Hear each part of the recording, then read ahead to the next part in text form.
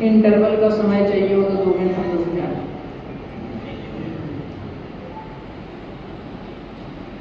हाथ उठाएंगे।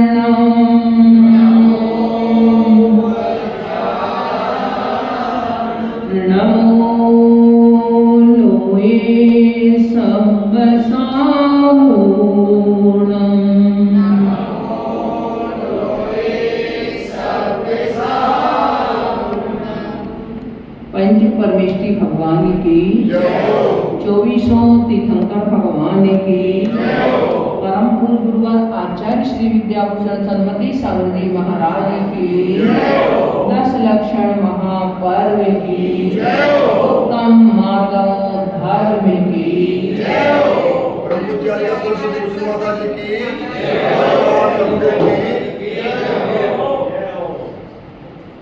धर्म स्नेही बंधु, पर्वराज परीक्षण का आज द्वितीय दिन। कल हमने उत्तम क्षमादि 10 धर्मों में से उत्तम क्षमा धर्म जो 10 धर्मों की नींव स्वरूप है, ऐसे उस उत्तम क्षमा धर्म को जाना और उस पर आवरण करने वाली ऐसी क्रोध कसाय वृत्ति हमने समझा। यद्यपि इसके साथ में लगा हुआ उत्तम शब्द उत्तम पात्रों की ओर हमें इंगित करता है और इसमें क्षमा मांगने और करने वाली बात भी वहां नहीं होती। वहां तो मात्र हमारा आत्मा धर्ममय ही है, क्षमामय ही है। इसमें क्रोध तो एक मेहमान की तरह आकर के हमें परेशान कर रहा है और उस मेहमान की खातिरदारी करने में हम लगे हुए हैं। उसी को हम अच्छा मानते हैं, वह हमारा स्वभाव नहीं विभाव है और विभाव हमेशा नहीं रहता। स्वभाव जो वस्तु का है वह उसमें किसी भी परिस्थिति में कहीं भी हो सदैव बना रहता है। जिन जिन लोगों ने भी इस क्षमा धर्म को अपने आप में जगाया, कई गृहस्थ भी ऐसे हुए हैं जिन्होंने अपने जीवन में क्षमा को प्रमुख स्थान दिया। मदन मोहन मालवीय जी का एक दृष्टांत आता है उनकी घटना जीवन की, कि जब वो एक बार ट्रेन में सफर कर रहे थे, एक व्यक्ति उनके बगल में बैठा हुआ था। वह इनके नाम से चिढ़ता होगा पर उसे मालूम नहीं था कि ये मालवीय जी हैं। अब वो इनके सामने उनकी बुराई करने में लगा मालवीय जी की, और मालवीय जी बड़े आराम से सुन रहे उसके लिए। उन्होंने उसकी बात का कोई प्रतिकार नहीं किया। वह जा रहे थे एक जगह कहीं कार्यक्रम में, तो जहाँ ट्रेन रुकी वहाँ मालवीय जी जब उतरे तो लोग मालाएं लेकर के उनका इंतजार कर रहे, और दरवाजे पर उनके उतरते ही और लोग उन्हें मालाएं पहनाने लगे। जब उस व्यक्ति ने ये देखा कि अरे ये मालवीय जी है, और इनके सामने इनके मुख पर ही मैं इनकी बुराई कर रहा था, ये तो मैंने बहुत गलत कर दिया। तो आप पूजन की उसमें एक लाइन पढ़ते हो, गाली सुन मन खेद न आनो, है ना, ये है उत्तम क्षमा धर्म। देखो, हम यदि आपको कहें कि आप किसी को गाली नहीं देना, तो आप फिर भी उसको मान सकते हो, परंतु दूसरे के द्वारा दी गई गाली को समता भाव से सहन करना, मन में खेद ना आना, ये बड़ा कठिन होता है। क्योंकि हमें दूसरे से गलत सुनने की आदत ही नहीं है। हम तो ये चाहते हैं कि सभी हमसे प्रेम से बोलें, सभी मधुर वाणी में बोलें, सभी अच्छी तरह से बोलें, तो हम तो यह चाहते हैं। परंतु ये सुन यदि उनके जीवन में किसी के में है तो यह एक बहुत बड़ी साधना है। उसी संदर्भ में आज अपन के लिए समझना है, क्योंकि क्षमा यदि नींव है तो मार्ग उसकी भूमि है। क्षमा में के उसमें ही, क्षमा की नींव में ही समझो कि महल तैयार होता है 10 धर्मों का, और उनमें मार्ग, क्योंकि जब क्षमा होगी तो मृदुता अपने आप आ जाएगी उस व्यक्ति में। जहाँ समता होगी, क्षमा होगी, वहाँ कोमलता भी होगी। मृदोर भावा मार्दवहा, आत्मा का जो कोमल भाव है वह कहलाता है मार्दव धर्म। इसकी कोमलता नष्ट नहीं होना, अहंकार, गर्व, मद, अभिमान आदि से रहित जो हमारी आत्मा का स्वभाव है वह कहलाता है उत्तम मार्दव धर्म। हम वैसे प्रकृति से प्रत्येक आत्मा मृदु स्वभावी ही है, परंतु कहीं ना कहीं कुछ कारणों के वश होकर के हम अपने स्वरूप को ना समझ करके अहंकार के आवेग में आ चुके हैं। वह अहंकार क्या है? अहंकार, अपने आप को मैं कुछ हूं ऐसा मानना एक अहंकार है। आई एम समथिंग, मैं कुछ हूं ये मानना कहलाता है अहंकार। अब व्यक्ति किस किस से को अपना मानता है और अपने को कैसा कैसा मानता है, यह हमें सोचना पड़ेगा।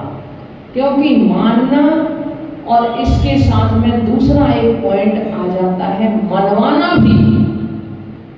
अहंकार जहाँ होता है, गर्व जहाँ होता है, वो व्यक्ति अपने को मानता भी है और दूसरों से वैसा मनवाना भी चाहता है। घर में यदि बड़े लोग हैं, वो चाहते हैं कि घर में हमारे बड़े बच्चे हैं, बहुएं हैं, वो हमारा सम्मान करें, हमें मान दें, हमसे प्रेम से बोले। चाहते हैं कि नहीं चाहते हैं? यदि आपसे छोटे घर में है तो आप उनसे भी यही आशा करते हो, अपेक्षा करते हो। समाज में यदि आप किसी पद पे हैं तो आपके लिए लगता है कि भाई समाज के लोग हमसे कैसे बोले। आप यदि अपने ऑफिस में हो तो वहाँ भी चाहते हो कि हमारा अधीनस्थ कर्मचारी है, हमसे कोई भी अधीनस्थ है, वो हमसे प्रेम से, मधुरता से, विनय से हमें बोले, विनय से व्यवहार करे। कई बार लोगों की शिकायतें रहती हैं, बुजुर्गों की कोई सुनता ही नहीं है, हमारी कोई सुनता ही नहीं है। घर में ना बच्चे सुनते, ना बहुएं सुनती, ना कोई नहीं सुनता। हम उनको कहते हैं नहीं सुनते हैं तो आप सुनाना ही बंद कर दो। यदि आपको सुखी होना है तो आप सुनाना ही बंद कर दो, तो आप अपने आप में सुखी हो जाओगे। और आप दूसरों को सुनाने की यदि हमेशा अपने मन में यदि रट लगाए रहोगे तो आपकी आकुलताएं बढ़ती चली जाएंगी। और कहीं ना कहीं ये तो मान ही रहे हैं वो कि हम बड़े हैं, हम ज्येष्ठ हैं, इसलिए सबको मेरे लिए सम्मान देना चाहिए, मेरी बात मानना चाहिए। और जब ये बात जहाँ आ जाती है वहाँ व्यक्ति दूसरों से भी वैसा ही अपेक्षा करता है। तो हम किस किस से अपने आप को बड़ा मानते हैं? आचार्य समंतभद्र स्वामी वह कहते हैं, ज्ञानम पूजाम कुलम जातिम बल वृद्धिम तपो बहु। हम थोड़ा सा ज्ञान ज्यादा होने पर अपने को ज्ञानी मानते हैं, समाज में प्रतिष्ठा होने पर हम अपने आप को प्रतिष्ठित मानते हैं, अपने आप को सम्मानित मानते हैं, अपने आप को थोड़ा सा अलग हट करके लोगों से मानते हैं।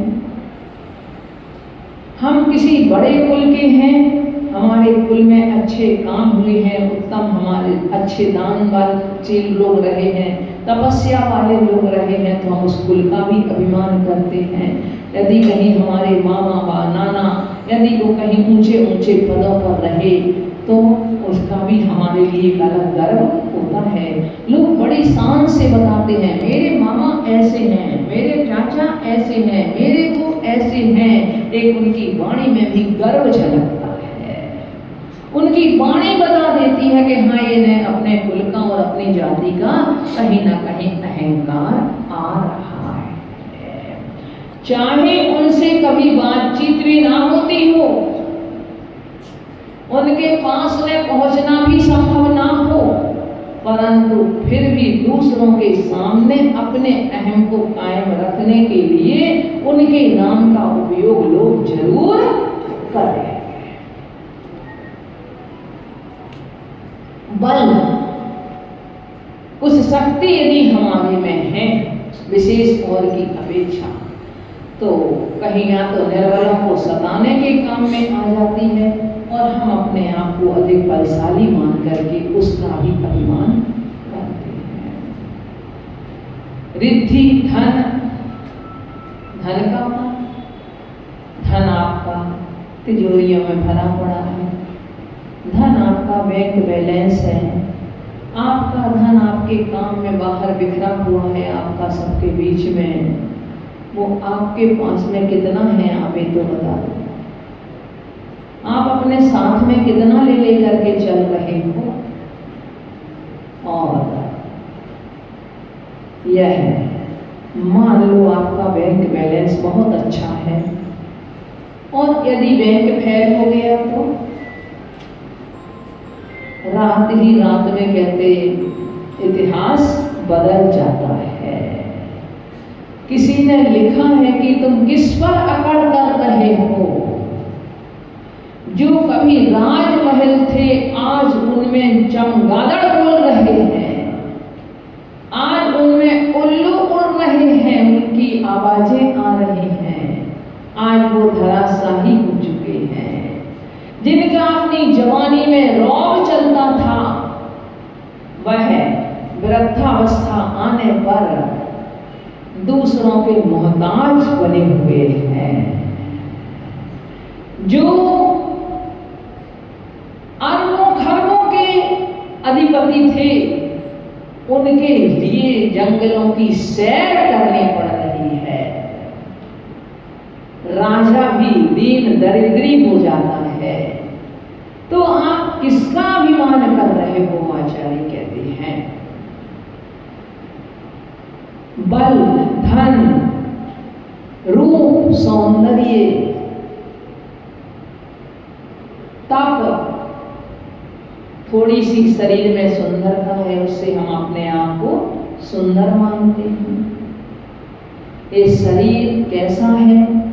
दुर्गंध दे असुचि है मल की पिटारी, जो शुद्ध वस्तु जग में तन ने बिगाड़ी।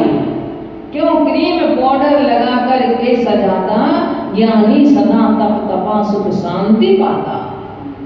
ये शरीर अकेली मात्र एक ऊपर की एक पतली सी जैसे मक्खी का पंख होता है, ऐसी ये चर्म की ये परत जिसके माध्यम से हम अपने आप को सुंदर और असुंदर मानते हैं। इसके नीचे यदि देखा जाए तो इसमें मल ही मल भरा हुआ है। जितना ये संसार का सबसे ज्यादा अपवित्र पदार्थ है वो सारे के सारे शरीर के अंदर विद्यमान है, उन्हीं से बना है, उन्हीं से रचा गया है और वही इसमें भरा हुआ है।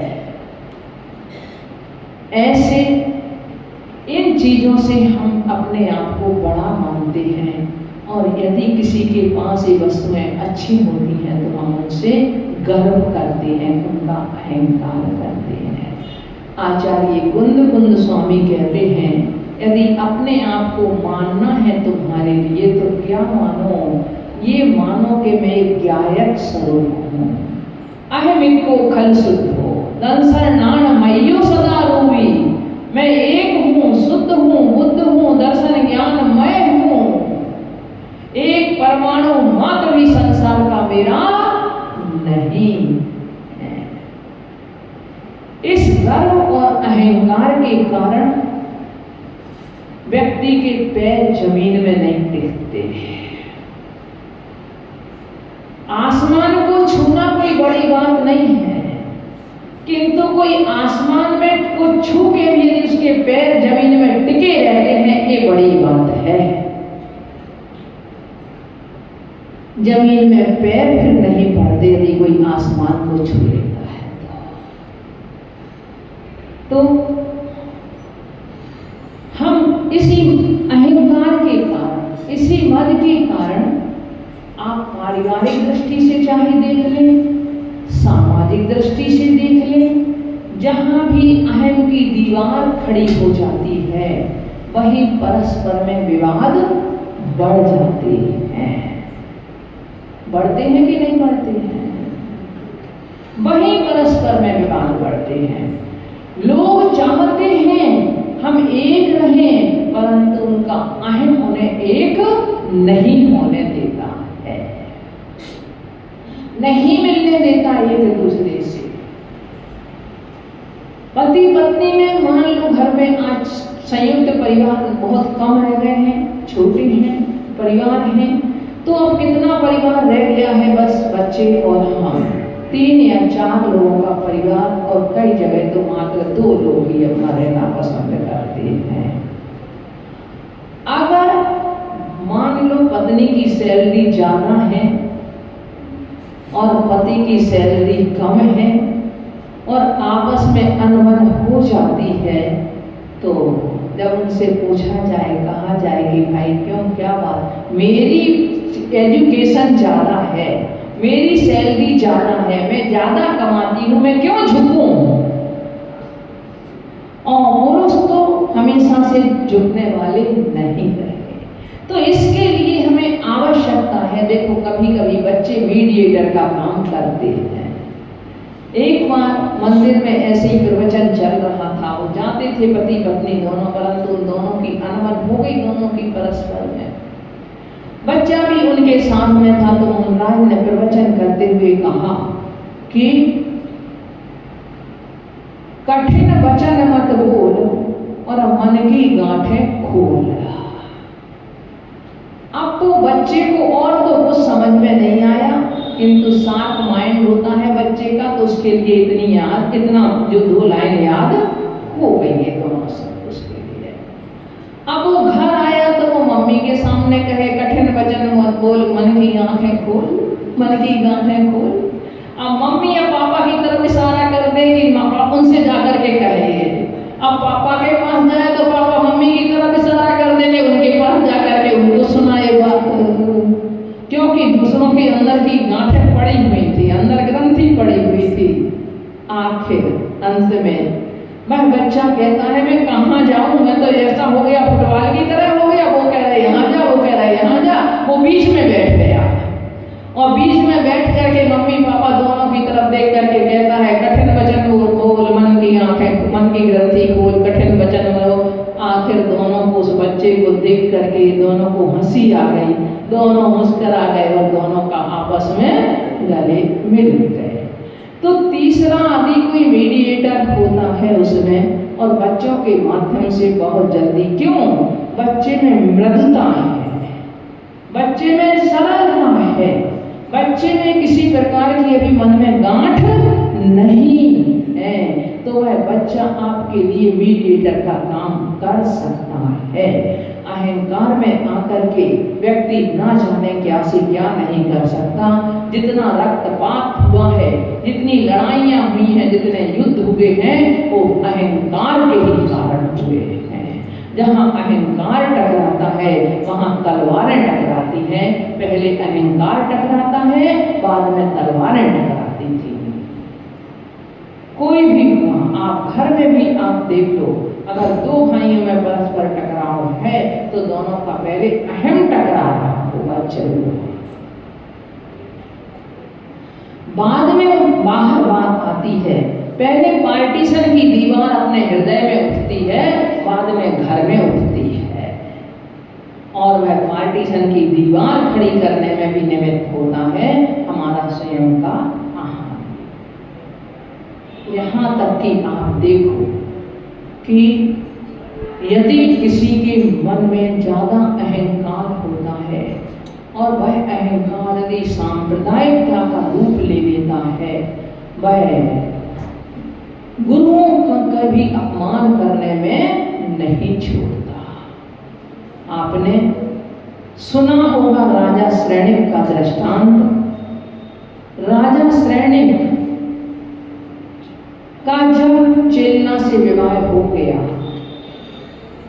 विवाह भी उन्होंने छल पूर्वक किया।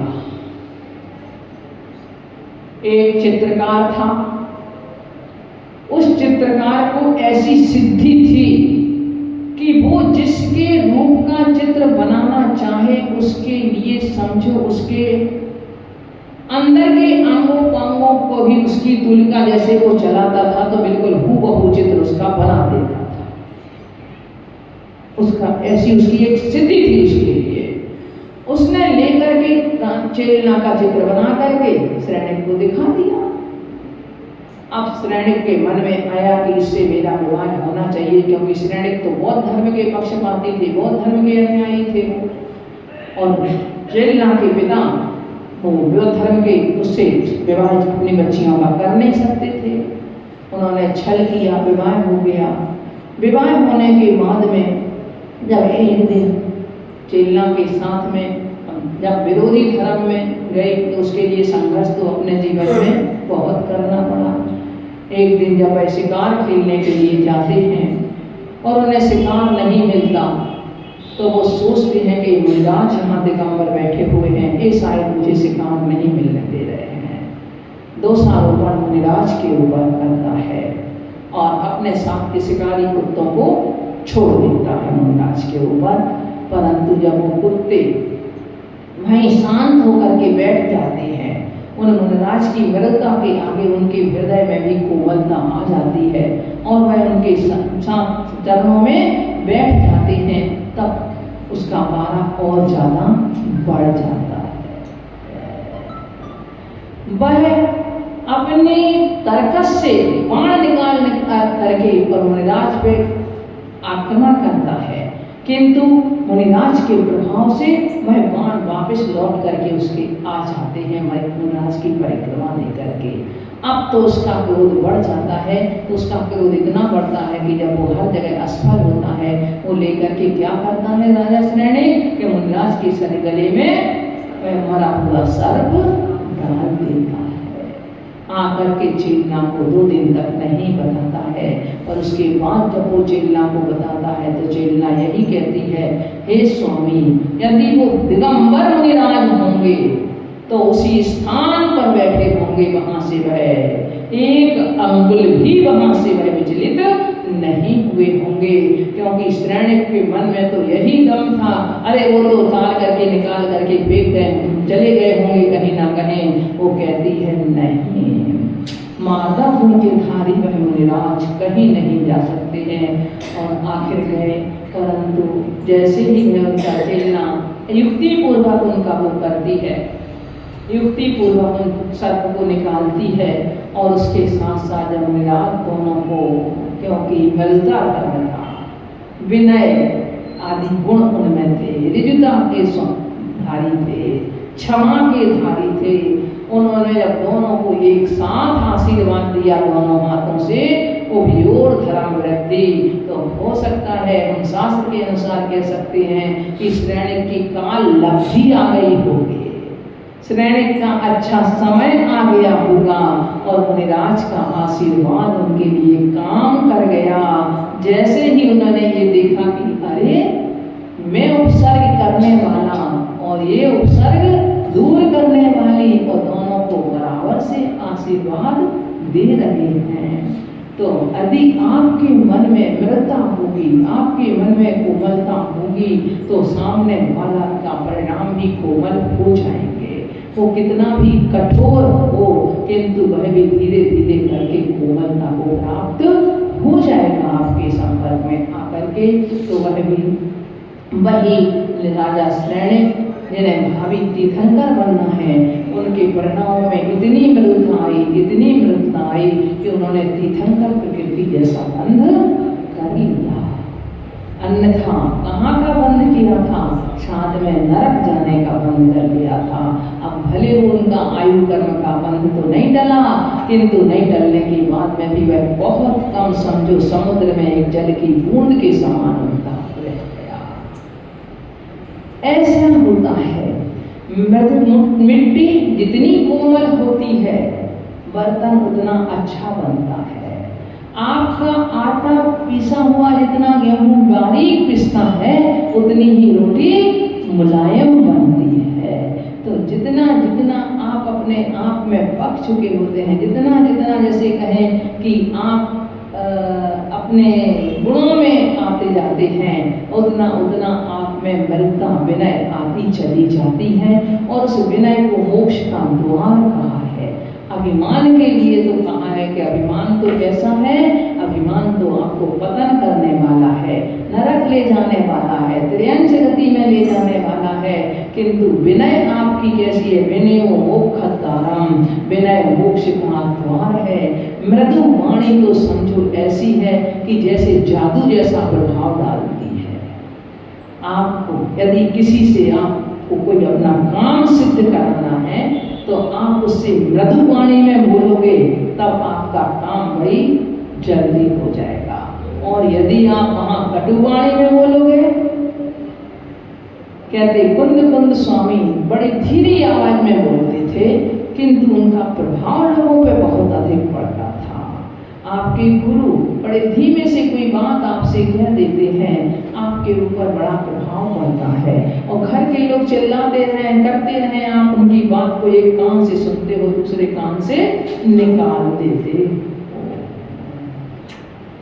जो कोमल होता है, जिह्वा कोमल होती है, दांत कठोर होते हैं। जिह्वा जन्म से आती है और अंत तक साथ रहती है। दांत जन्म से नहीं आते और जाने के पहले विदा भी हो जाते हैं। आपने देखा, जब इस शरीर से चेतना निकल जाती है तो अकड़ जाता है व्यक्ति। अकड़ जाता है कि नहीं अकड़ जाता है? जब वो अकड़ जाता है तो उसके लिए कहते जल्दी करो भाई इसके लिए। ऐसे ही जो अभिमान से अकड़ जाता है उसके लिए लोग अपने से दूर करना चाहते हैं, उससे हटाना चाहते हैं, उसका संपर्क नहीं करना चाहते। तो जो अभिमान के ऊपर श्रेणियों पर चढ़ता है वो निश्चित ही पतन को भी प्राप्त होता है। और जो विनय पूर्वक चलता है, बरगद का पेड़ और बेत के पेड़ में यही अंतर है। जब कहीं आंधी और तूफान आता है तो बेत का पेड़ तो बिल्कुल पृथ्वी की शरण में चला जाता है। जैसे मान लो पृथ्वी माँ की शरण में गोद में चला गया हो, और बरगद का पेड़ अकड़ा हुआ खड़ा रहता है, परिणाम ये होता है कि वह बरगद का पेड़ तो गिर जाता है और वैत का पेड़ जब तूफान शांत हो जाने के बाद पुनः उठ जाता है, पुनः ज्यों का त्यों खड़ा हो जाता है। तो जो झुक जाता है वह तो इस संसार में प्रतिष्ठा को प्राप्त हो जाता है। कई बार लोग अभिमान के कारण बहुत कुछ अपने जीवन के निर्णय ऐसे गलत ले लेते हैं कि जिनमें उनके लिए बाद में पछताना पड़ता है। क्रोध, जब भी आपका कोई कसाय का उदय चल रहा हो तीव्र, उस कसाय के उस आवेग में आप कोई निर्णय नहीं लेना। निर्णय हमेशा विवेक से होता है। क्रोध में भी आए तब भी निर्णय नहीं लेना, और ज्यादा अहंकार की भावना आ रही हो उस समय भी आप कोई अपना कोई निर्णय नहीं लेना। निर्णय कब लेना? जब आप शांत हो।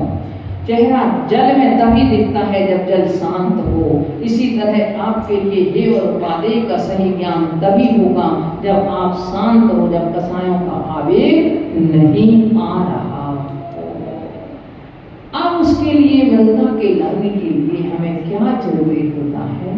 मृदा के लिए हमें जरूरी है कि हम तत्व को समझें, हम वस्तु के स्वरूप को समझें, हम ये समझें कि अरे मेरे साथ में क्या आया है और क्या जाएगा। ये पद जिनसे मैं अपने आप को सब कुछ मान रहा हूँ, ये धन वैभव से मैं अपने आप को धनी मान रहा हूँ, ज्ञान से ज्ञानी मान रहा हूँ इत्यादि, जब मैं अपने आप को ऐसा मान रहा हूँ, इनमें से क्या ये धन वैभव मेरे साथ जाएगा?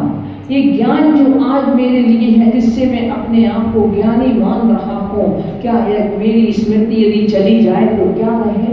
यदि जरा सी चोट मान लो कभी लग जाए और मेरी स्मृति चली जाए, स्मृति तंतु मेरे मस्तिष्क यदि वो हो जाए, तो मेरा ज्ञान किस काम में आने वाला है? जब वैसे भी यदि मैं सो जाता हूँ जिस समय, उसका मेरा ज्ञान क्या काम में आता है? और जब कसायों का आवेग आ जाता है तब तो वैसे भी हमारा ज्ञान सुप्त हो जाता है। ना परिवार, ना धन, ना वैभव, ना घर, ना मकान, तब मैं किनका अभिमान करूं? ये सब पद, अब पद क्या है? पद व्यक्ति को मिलता है और मिलने के बाद समय पूरा होने पर वो क्या हो जाता है? भूतपूर्व हो जाता है ना?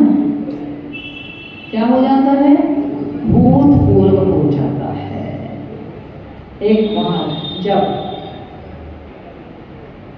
रामचंद्र जी लंका विजय करके लौटे,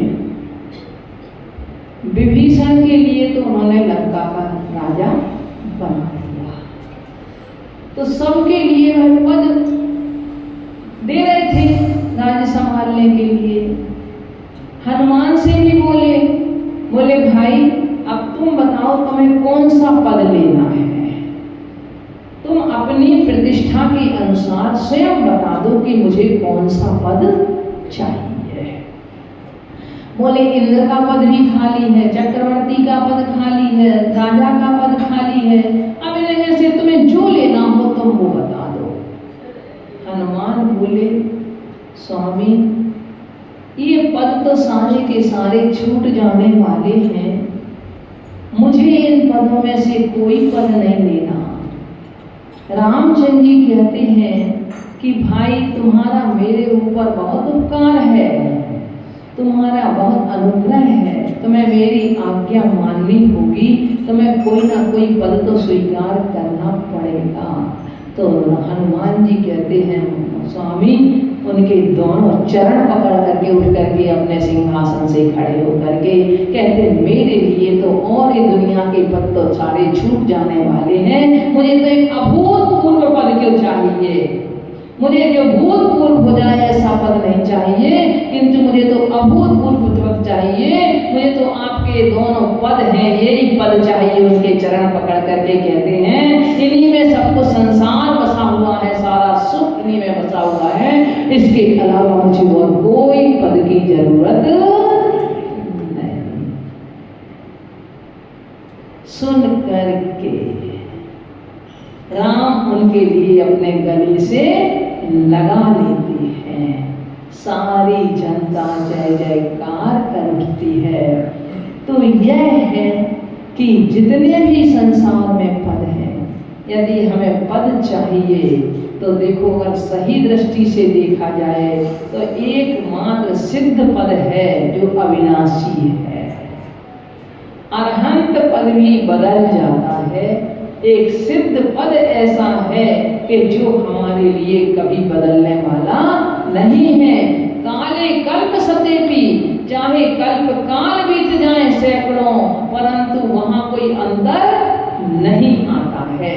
जो जिस तरह से स्वरूप प्रकट हो गया उसी तरह का स्वरूप प्रकट हो जाता है, वही बना रहता है, कोई अंतर उसमें नहीं आता। तो भगवान से प्रार्थना यही हो कि अब हमारे लिए ये पद नहीं चाहिए, संसार के पद नहीं चाहिए, हमें यदि पद चाहिए तो पंच परमेष्ठि के पद चाहिए। मृदता गुण का जो धारी है वो यही सोचता है कि मुझे तो ऐसा पद चाहिए कि जो पद कभी मुझसे विलग ना हो, ऐसे सिद्ध पद की वो कामना करता है। लौकिक पदों को तो वह छोड़ना ही चाहता है। तो देखिए, जब अहम होता है तब व्यक्ति मानता भी है अपने आप को कुछ, और दूसरों से वैसा अपने को मनवाना भी चाहता है। किंतु जिसके अंदर विनय होती है वह दूसरों को मनाता है, रूठे हुए को मनाता है, वह उनकी कसाई को बढ़ने नहीं देता है। वह सोचता है कि सामने वाले की परिणाम जल्दी से जल्दी शांत हो जाए, चाहे घर में कोई भी हो। अगर आपका बच्चा देखो रूठ जाता है यदि, तो उस बच्चे को आप मनाते हो।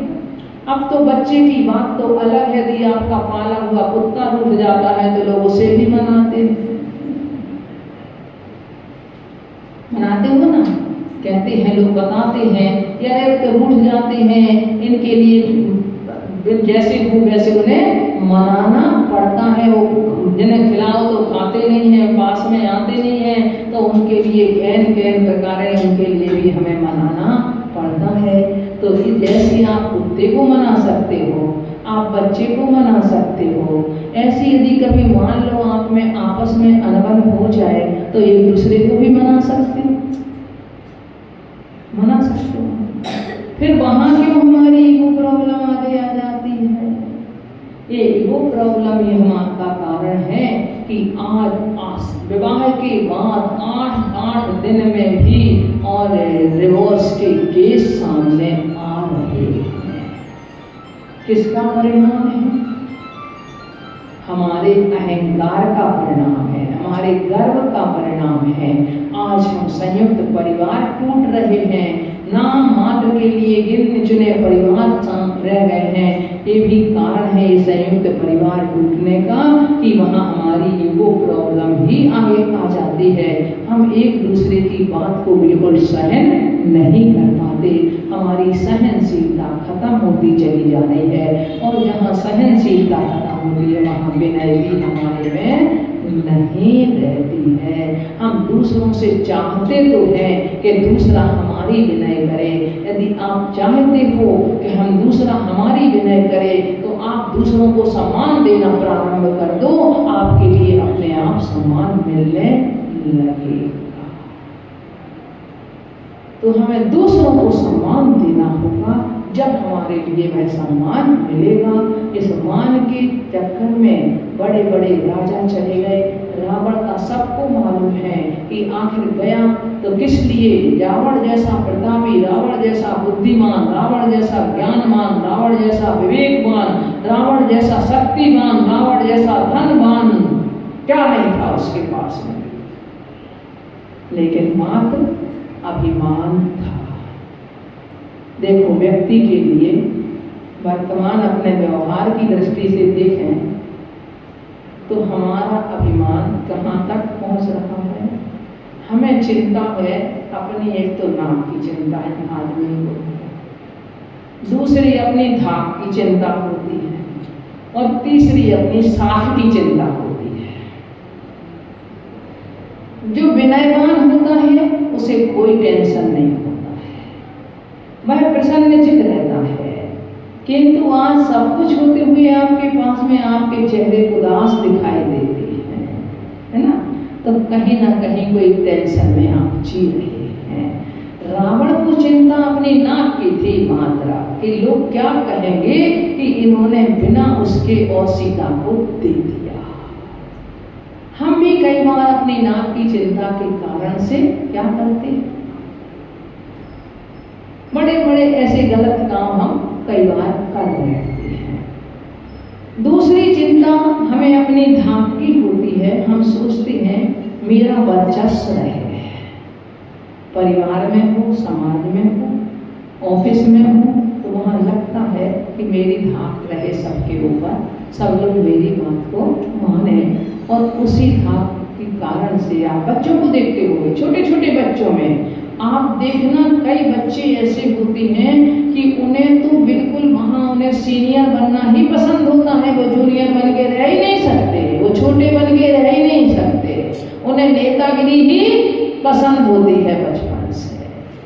वो बच्चों के भी नेता बनकर के ही रहेंगे, उनके साथ खेलेंगे भी तो उनमें मेन बोल्ट बनकर के ही रहेगा। तो उसे लगता है कि मेरी धाक है। और अगर मान लो आपकी मार्केट में धाक है, आपकी अपने परिवार में धाक है, तो आपका वह क्या हो रहा है, वह आपकी मान कसाई की ही पूर्ति हो रही है और कुछ नहीं हो रहा है। जब तक आपका यश कीर्ति का उदय है, जब तक आपका आदि कर्म का उदय है, शुभ कर्मों का, पुण्य कर्म का, तब तक आपको आदर मिल रहा है, सम्मान मिल रहा है, सब कुछ मिल रहा है, आपके चाहने से नहीं मिल रहा है। आप ये मत सोचो कि मेरे लिए चाहने से मिल रहा है, मैं इतना महान हूँ कि मुझे मिल रहा है।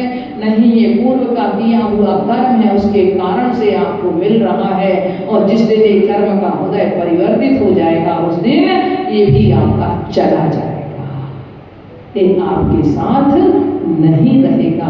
तो इतना सोच करके चलो। हम ऐसे चलें, परंतु ऐसे ना चलें कि ठोकर ऐसी लगे कि हमारे हाथ पैर ही टूट जाए। चलो, पर अभिमान की अकड़ में नहीं चलो, विनय पूर्वक चलो। कह दिया है लोगों को कि भाई चलो तो नीचे देख करके चलो, विनय करके चलो। इसलिए और अपने से नीचे को देख करके चलोगे, नीचे देख करके चलोगे तो ठोकर नहीं लगेगी, और अपने से नीचे को देख वाले को देख कर चलोगे तो आपके लिए अहंकार नहीं, आपके लिए ज्यादा चिंताएं नहीं सताएंगी। और तीसरी चिंता व्यक्ति को रहती है अपनी साख की चिंता। यदि साख बिगड़ गई तो क्या करेंगे? और उस साख को बचाए रखने के लिए व्यक्ति चाहे सामर्थ्य नहीं है, फिर भी वह ऐसे काम करता है, दान देगा, समाज में अपना सम्मान बनाए रखने के लिए वैसे काम करेगा। तो कब?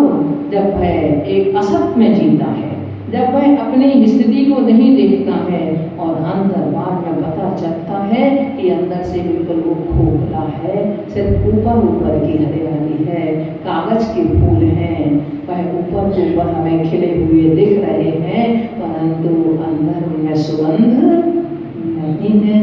समय हो गया है, इसलिए बंधुओं यही कहना है कि हम अहंकार की चोटी पे नहीं चढ़ें। अहंकार की चोटी तो समझो उस एवरेस्ट की चोटी के समान है। यदि उस पर चढ़ गए और उससे यदि गिर गए, क्योंकि अभिमानी गिरता अवश्य है, तो वह गिर गए तो हमारा शरीर का पता नहीं चलेगा। और विनय पूर्वक यदि उसके नीचे चलोगे, ऊंट तभी तक अपने आप को बड़ा मानता है जब तक वो किसी पहाड़ के नीचे नहीं चलता, और जब पहाड़ के नीचे चलता है तो वो अपने आप को छोटा समझ लेता है। हम भी कभी कभी अपने से छोटे लोगों के बीच में चल करके अपने आप को बड़ा मानते हैं, किंतु जब अपने से बड़ों के सामने पहुंचते हैं तो हम शांत हो जाते हैं। पर वो विनय नहीं है, वो मृदुता नहीं है। हम अंदर से कोमल बने और अपने आप से क्षमावान बने। यही हमारी भावना को ओम नमः शिवाय।